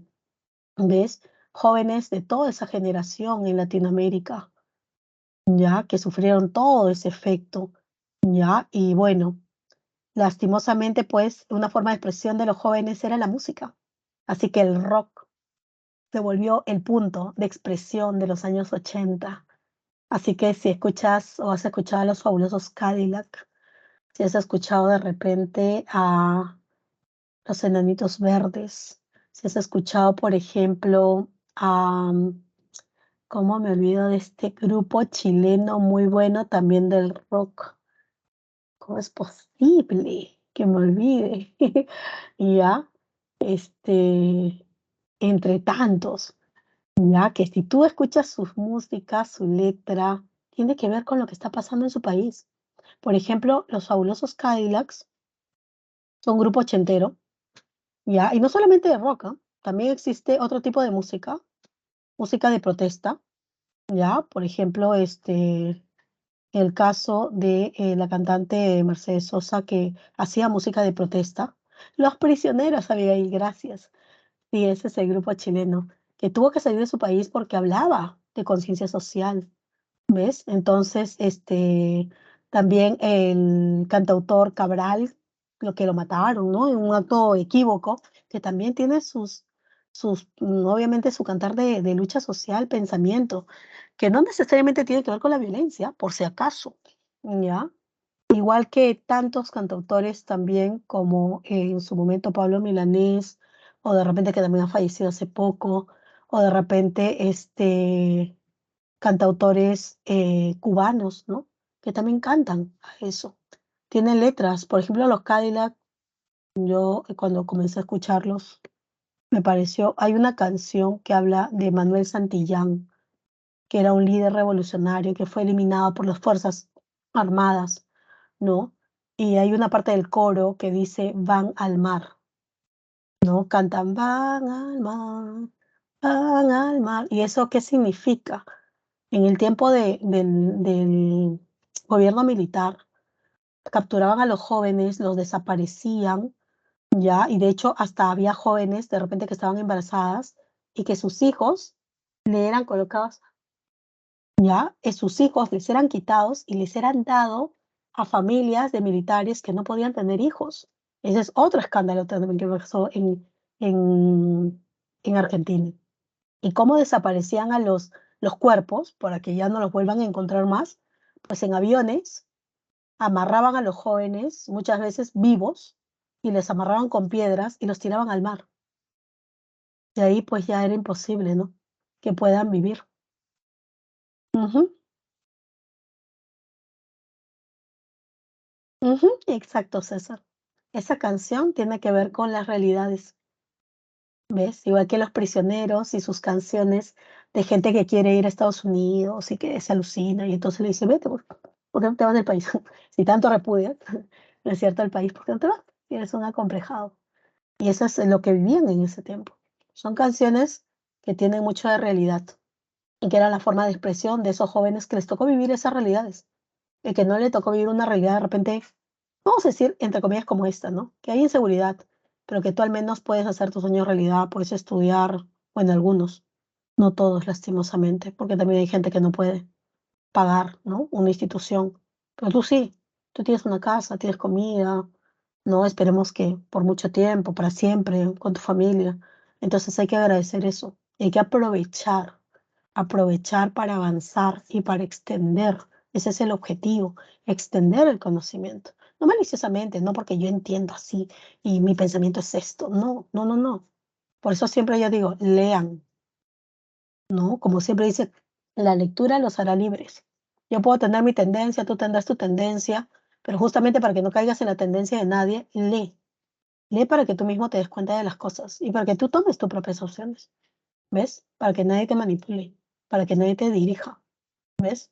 Y bueno, la historia tiene esa tarea, decir lo que pasó. Ahora, si fue blanco, negro, azul, ya pertenece a cada persona que tome conciencia y tome en cuenta cada una de esas cosas.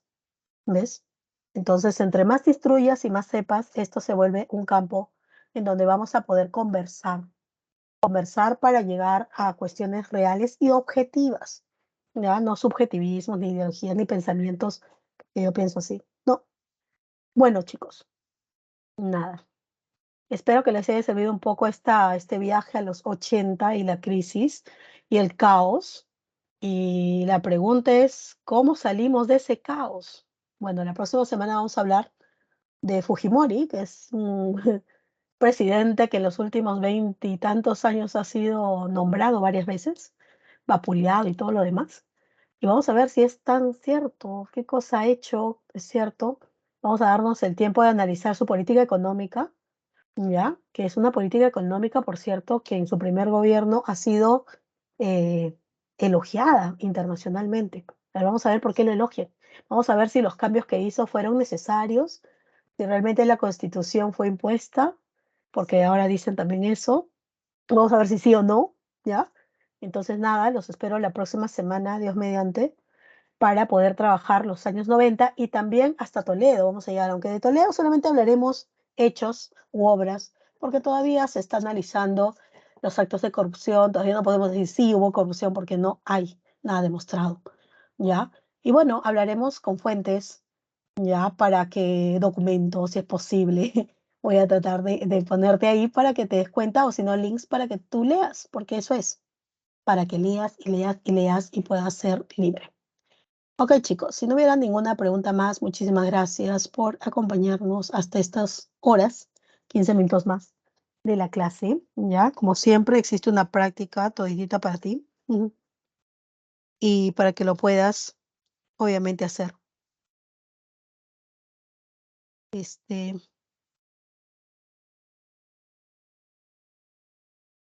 ya, nada. Caviar. Caviar es un término que se coloca para aquellas personas que tienen un pensamiento socialista, pero un poquito más light, ¿no? Como Es decir, no tan radical y que para algunas cosas se aplique y que para otras no necesariamente, ¿no? Normalmente pertenecen a personas de círculos más altos o de clase social elevada que tienen tendencias, obviamente, de izquierda y que aplican estas medidas en algunas situaciones y no necesariamente para todas las que ellas viven o hacen, ¿no? Por eso le dicen caviares. Ya el término caviar, pues ese es una caviarada, o sea, es el socialista que dice de palabra de boca, pero no necesariamente lo hace, lo aplica o lo vive. Es una forma, sí. Ujú. Ok, listo, chicos. Cuídense mucho. Ujú, claro, claro.